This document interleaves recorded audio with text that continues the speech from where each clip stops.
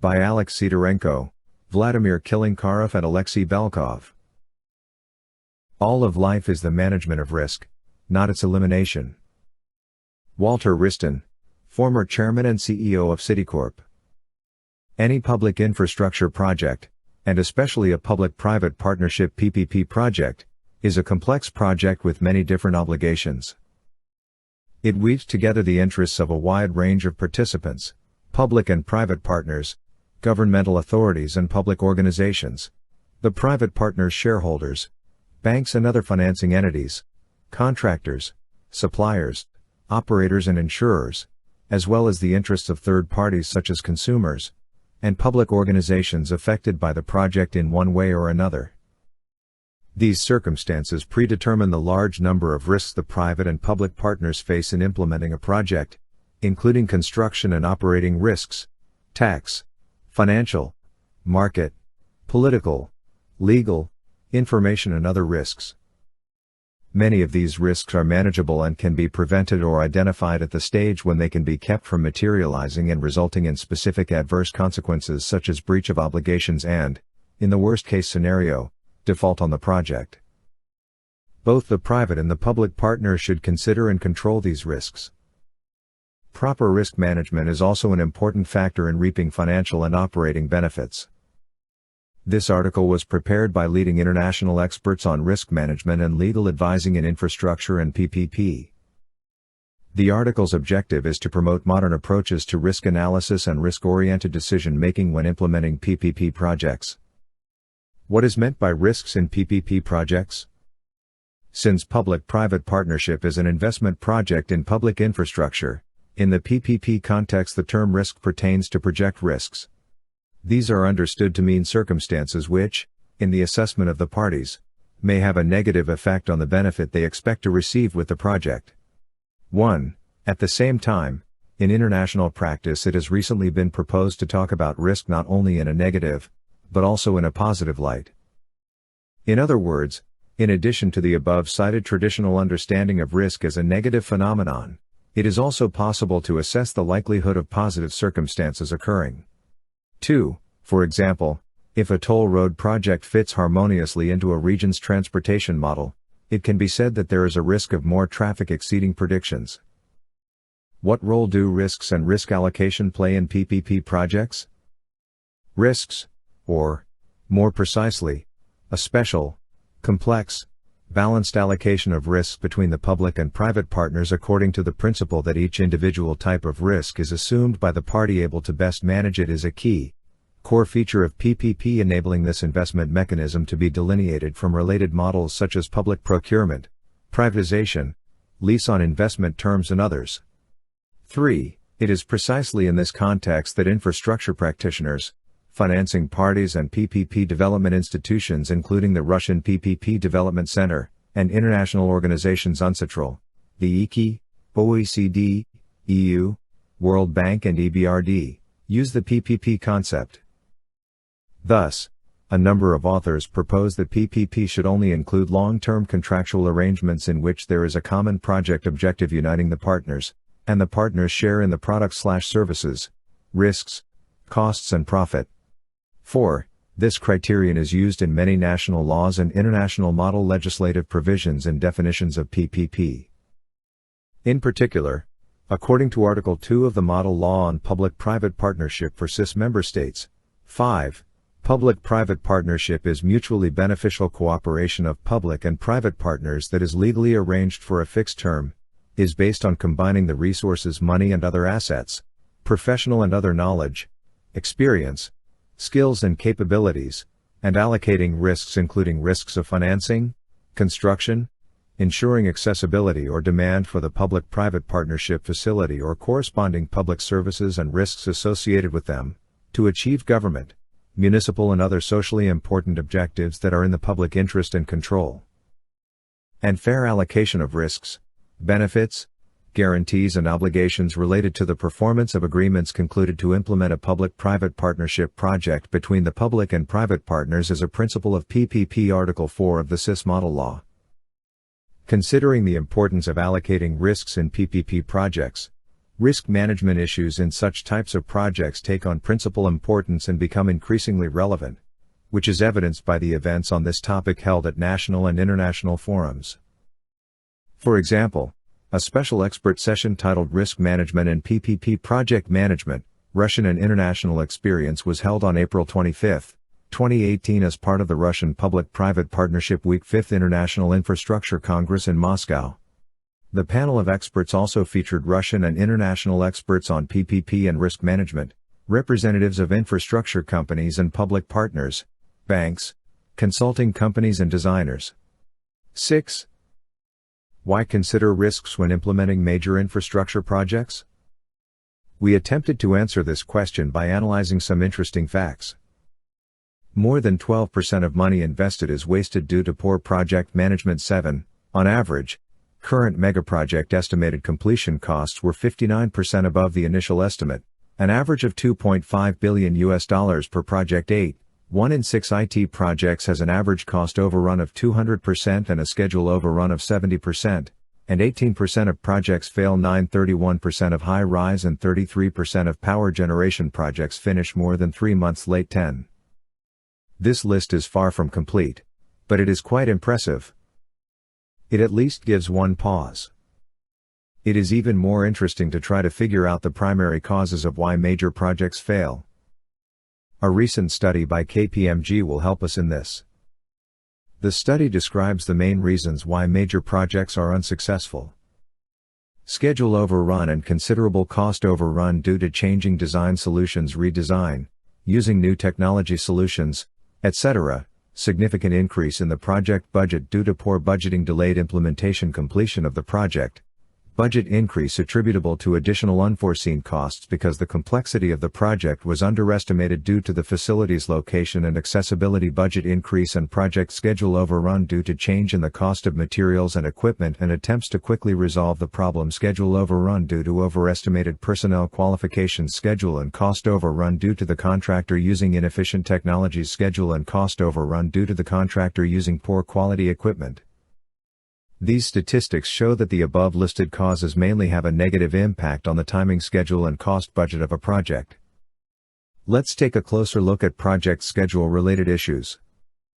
Almost as soon the project starts to be implemented, the pre-agreed master schedule starts to undergo changes and becomes out of date.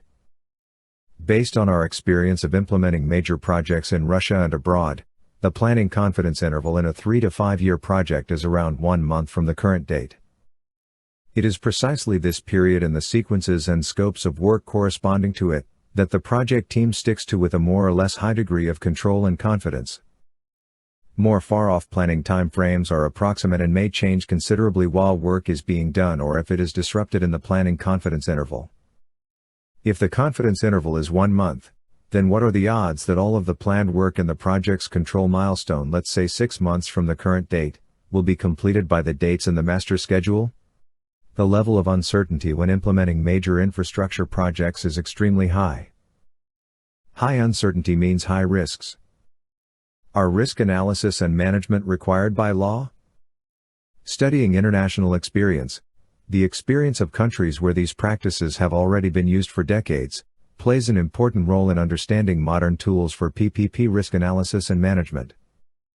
The most vivid example could be that of New Zealand, where the government will not even consider applications for participation in a PPP unless a comprehensive quantitative risk analysis has been done and the project schedule and budget take into account risk modeling. 11. A number of countries do financial risk assessment to justify the choice of PPP as the form of implementing an infrastructure project, establishing a comparative advantage of the PPP project over a similar project being implemented without involving a private investor, in other words, according to the public procurement model. The best-known methods are VFM, value for money, and PSC, public sector corporator, 12, which are used in many countries. Such jurisdictions as the United Kingdom, France, India, Australia, South Africa, Latin American countries Chile, Colombia, Peru, US and Canadian states and others have highly developed methods and extensive practice of using them in preparing PPP projects. 13. These methods are quite utilitarian and are intended not so much to determine project performance as a whole and set the key tasks for subsequent risk and project management, as to determine whether there are advantages to using the PPP model to implement the project as compared to traditional public procurement. For example, value for money means achieving the optimal combination of benefits and costs of implementing the project. Many PPP programs require an assessment of whether a PPP is likely to offer better value for the public in terms of fiscal cost than traditional public procurement, often called value for money analysis. 14. The PSC model is typically the best estimate of the capital cost and lifetime operations and maintenance cost of implementing the project under public procurement.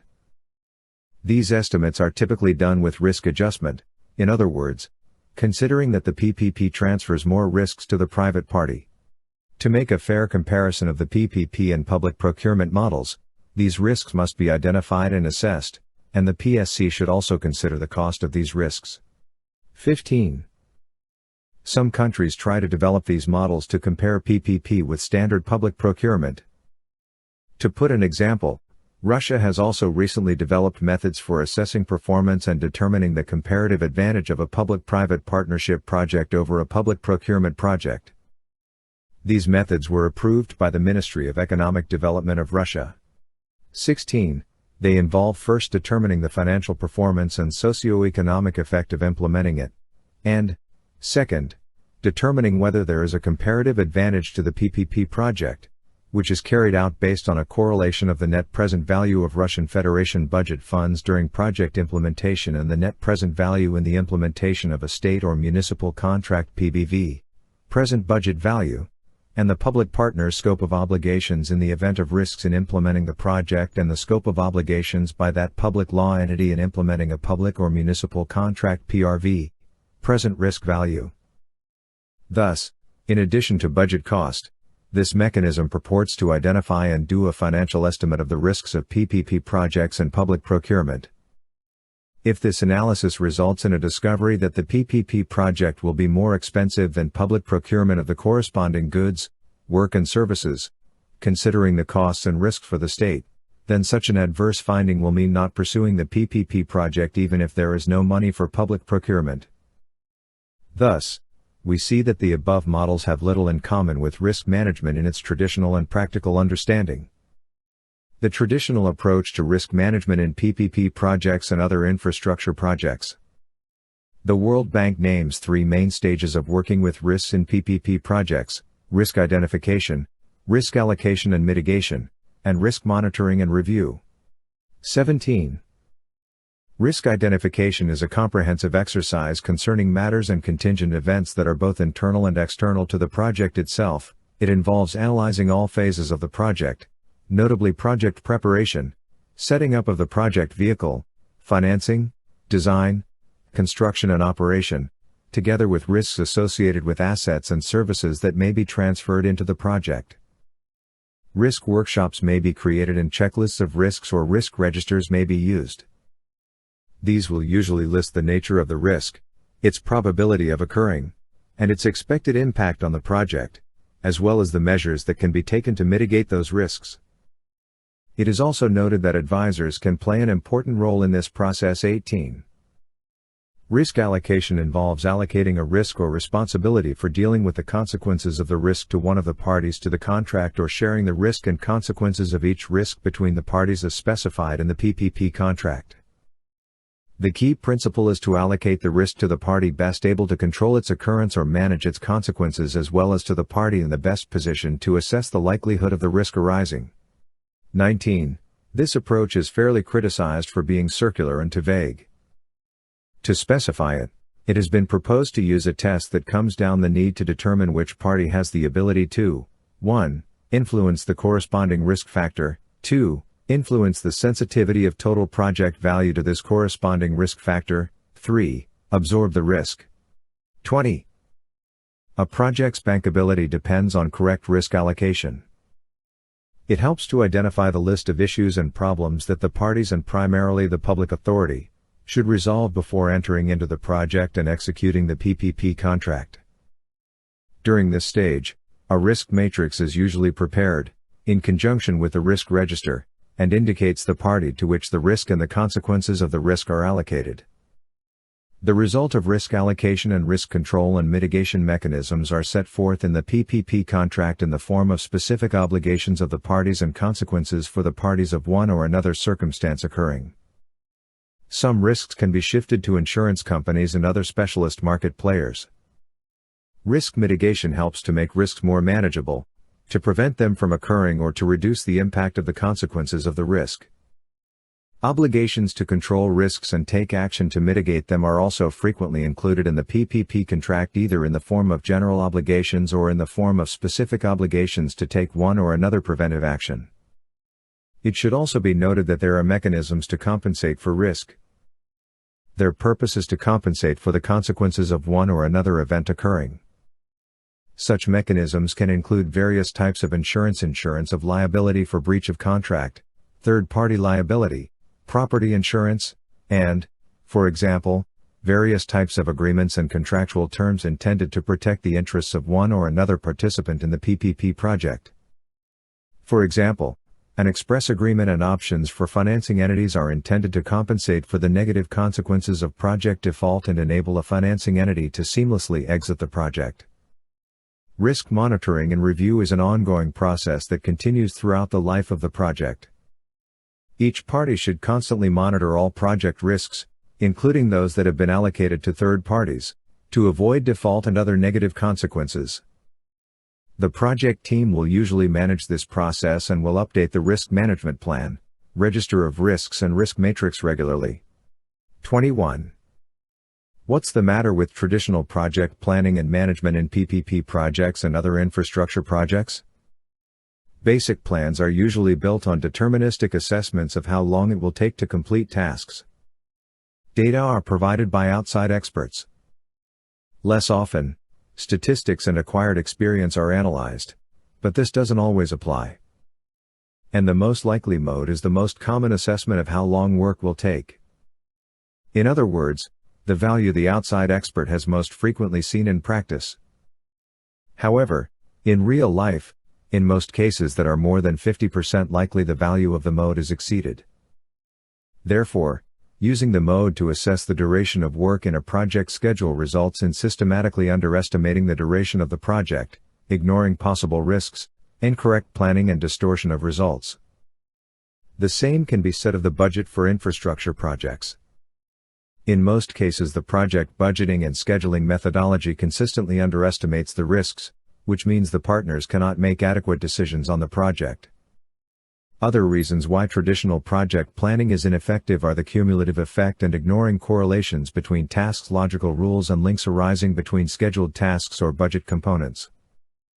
Master plans do not include less likely events which could increase the scope of tasks, could affect, independently and unconnectedly, an entire series of repeated tasks, for example, welding when connecting equipment, could increase or decrease productivity of available project resources, for example, choosing a less competent contractor, could require that unplanned extra work be done, for example, the need to re-permit work due to a change in the project, could entirely stop the project, for example, bad weather, strike, work stoppage due to violation of occupational health and safety, fire safety or environmental protection regulations. All of this makes schedules and budgets for public-private partnership projects very imprecise, inefficient and often unrealistic. Experienced planning managers and specialists factor in margins of safety, but even this is not always effective, correct or justified. In recent years, researchers from the US, Canada, Europe and Australia 22 have done numerous studies that show how ineffective this approach is and identify serious misinformation in decision-making. Plus, very often the prepared risk matrices and recommendations on how to mitigate risks and compensate for their possible consequences remain on paper, are considered only when preparing the PPP project and are not later used in project management at the implementation stage. The following, in particular, needs to be done. Integrate risk analysis into decision-making on whether to implement a PPP project and build that analysis into project planning and budgeting. Risks cannot be worked with separately and in a formalistic way, as is often done. Use modern quantitative risk analysis tools, and it is not recommended to use many outdated and clearly inefficient risk management tools, such as risk matrices. 23. Reduce the mental traps and risks in project implementation and project risk monitoring. Use risk management tools in management decision-making when implementing a PPP project. Together with Alexei Belkov, an international expert on risk analysis for major infrastructure projects, we have formulated and present here a step-by-step guide to analyzing and considering risk information when planning a PPP. Step 1. Collection and analysis of information about risks, and analysis of assumptions. In order to create a budget and project schedule for a PPP project, it is necessary to identify risks and analyze all significant assumptions made by management. The first step includes the following basic tasks. Identify which factors in the project model most impact timeline and budget and analyze which risks affect these factors. This is usually done using sensitivity analysis. Identify risks increasing the duration and cost of accomplishing tasks. Identify risks making it necessary to do extra work. Identify risks of work stoppage that prevent a group of tasks from being finished. The ranges of possible values should be determined for the risks identified and basic assumptions made by management, or a description should be done of how the risk will impact the project schedule or budget. The first step should result in a list of risks with a detailed description of each risk event and agreed assessments of the impact of each risk on key project indicators. It is also necessary to collect information about the cost and time to complete actions to eliminate and/or mitigate risks or compensate for their consequences. When identifying risks, it is important to reduce the possible influence of mental traps by either using a specially trained process facilitator, or by calibrating experts who are involved in the risk identification process. There is currently a large number of available tools and methods that enable a team/project participants to identify risks and limit the influence of mental traps/factors on the process of identifying and assessing risks. For example, the Institute for Strategic Risk Analysis (ISAR-DPO) autonomous nonprofit organization, has a separate training program and package of training sessions for specialists of various levels and branches of industry training them in how to identify and reduce the influence of mental traps on risk assessment and the process of risk-oriented decision-making. Step 2. Revision of the project schedule/budget before doing modeling. A full-fledged audit of the project schedule or budget needs to be done before starting to assess risks. The following is to be done, at a minimum. Get rid of constraints such as start work not before date and/or finish work not later than date, etc. Having such constraints hinders robust modeling, limiting the ranges of deviations in finish times of a task and group of tasks under the influence of risks and uncertainties. Weed out pending tasks that don't have predecessors and/or successors. A good scheduler knows that a schedule should not have any tasks that start from nowhere and/or end nowhere. Having such tasks derails efforts to target risks and do subsequent modeling. Prepare entry points milestones for potential extra work/tasks. This applies in some software for modeling project schedule risks. Sometimes risk analysis results in the understanding that extra work is likely to arise. To this end, milestones can/should be factored into a risk model. Milestones are tasks with zero duration that could arise and increase the entire project duration.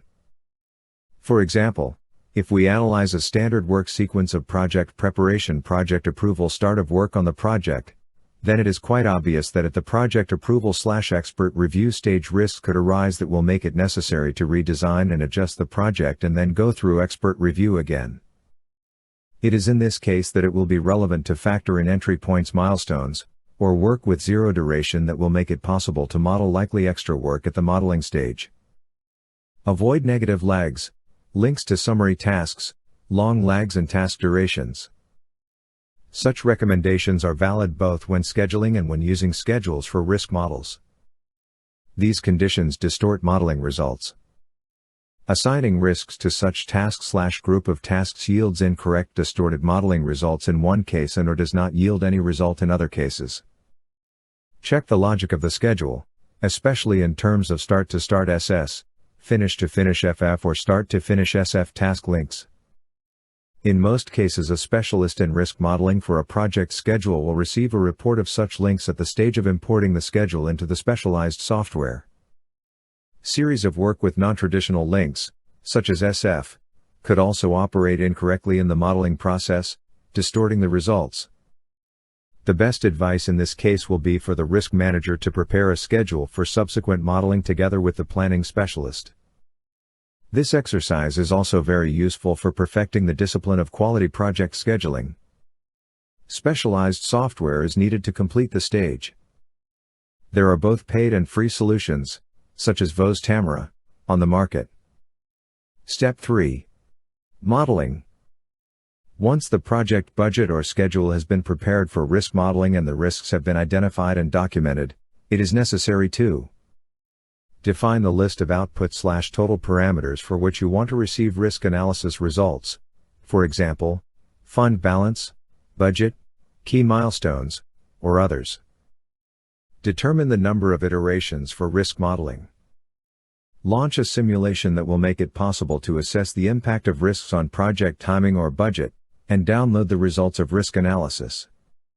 It is desirable to explain how the simulation process occurs, which software is used, which data they use other than those mentioned above, where the data are obtained, how much they consider country specifics and data on national economies, the particular features of a specific national industry market and statistics on that market. Step 4. Analysis/interpretation of modeling results. This is perhaps the most important stage of risk analysis. The results obtained from risk analysis need to be correctly interpreted in order to then make decisions on the PPP project. As a result, project participants receive the following information: the overall likelihood of successful project implementation, the likelihood of the project being completed on time and within budget, the likelihood of achieving each key project milestone, the most likely date of project completion, the range of possible delay or budget overrun, the ranges of key project parameters, a prioritization of risks that most impact the project, risks that need to be added to the PPP contract and other project documents, the budget that needs to be allocated to mitigate the most significant risks, the list of most critical work requiring special attention, control and reinforcement, the allocation of risks between partners. Thus, risk analysis will enable both the private and public partner and other project participants to determine the range of a fair project budget considering risks, determine the most significant risks that need to be set forth in the PPP contract and other project documents, and which of the participants should be responsible for those risks, validate the assumptions made by the partners in preparing the project. How should risk management be organized? As stated above, risk management does not end with the planning, preparation of the project and execution of the PPP contract. Any PPP project needs a single and reliable method of monitoring the project's progress and corresponding project risks.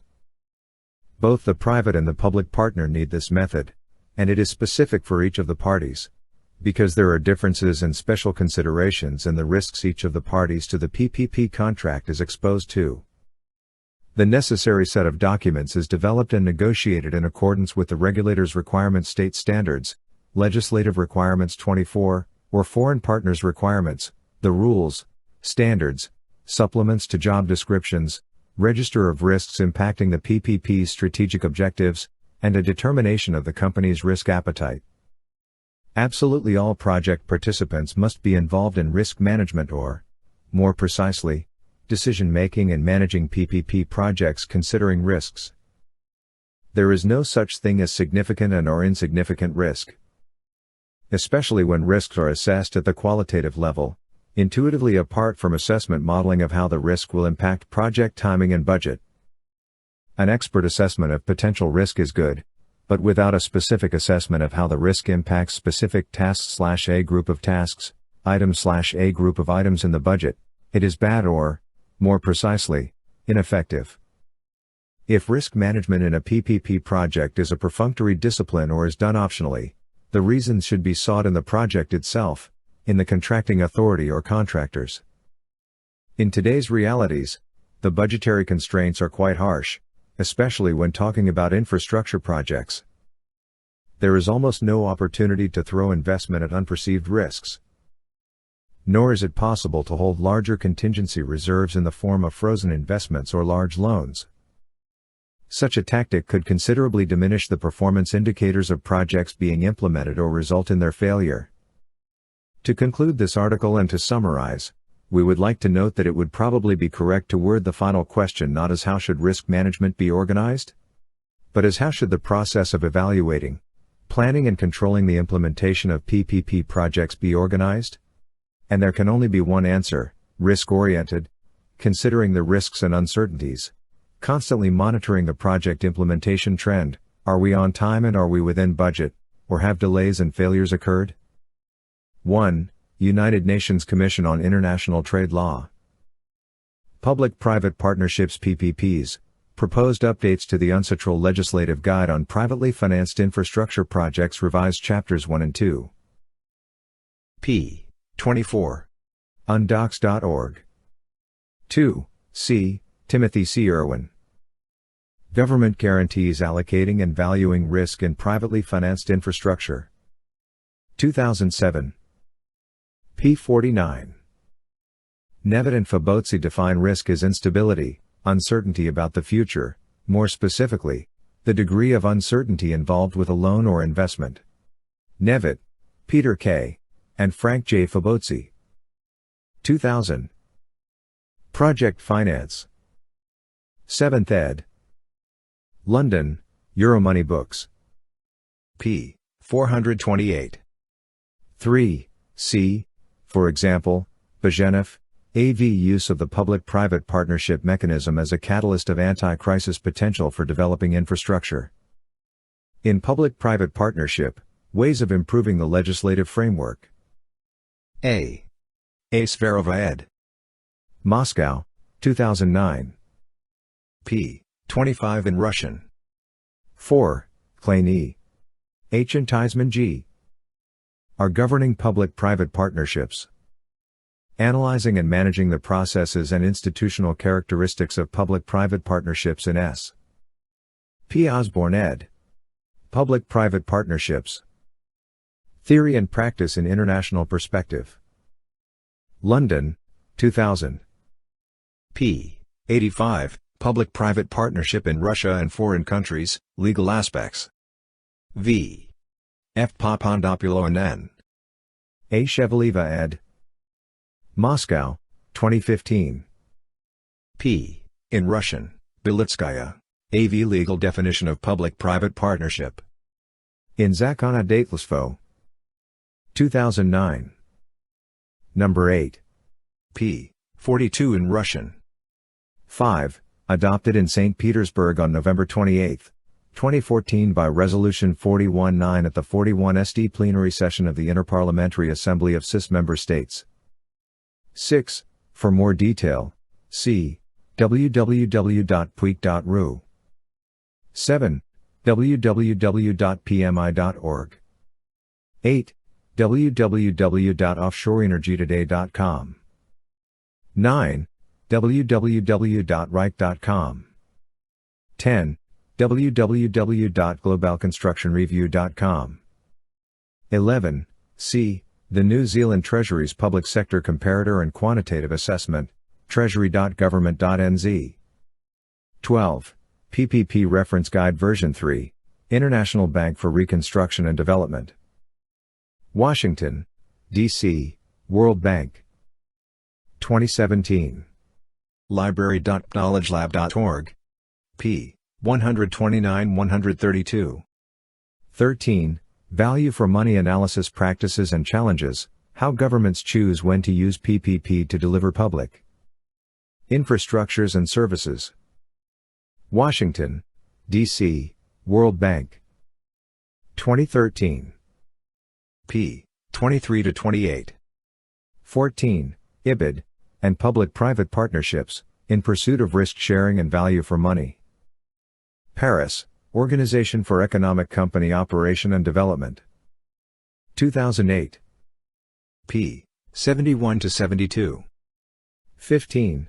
PPP Reference Guide Version 3, International Bank for Reconstruction and Development. Washington, D.C., World Bank. 2017. p. 131. National Public-Private Partnership Guidelines Volume 7, Commercial Principles for Economic Infrastructure. Canberra, Australian Government. Department of Infrastructure and Regional Development. Section 2.3. 16. Ministry of Economic Development of Russia Order No. 894 of November 30, 2015, on approval of the methods for evaluating the performance of a public-private partnership project and/or a municipal-private partnership project and determining their comparative advantage. 17. Edward Farquharson Clemencia Torres de Massel and E. Aryescom with Javier Encinas. The World Bank. How to engage with the private sector in public-private partnerships in emerging markets. Washington. 2011, pp. 38-40. 18, IBID. p. 38. 19, IBID. 20, Timothy C. Irwin. Government Guarantees Allocating and Valuing Risk in Privately Financed Infrastructure. 2007. p. 56. 21, c. Edward Farquharson Clemencia Torres de Massel and E. Aryescom with Javier Encinas. The World Bank. How to engage with the private sector in public-private partnerships in emerging markets. Washington. 2011, p. 38-40. 22, c. riskacademy.blog. 23, c. www.researchgate.net. 24, c. For example, the requirements to risk management, internal control and internal audit in a public company established in Russia by Federal Law No. 209 FC of July 19, 2018 on amending the Federal Law on Joint Stock Companies.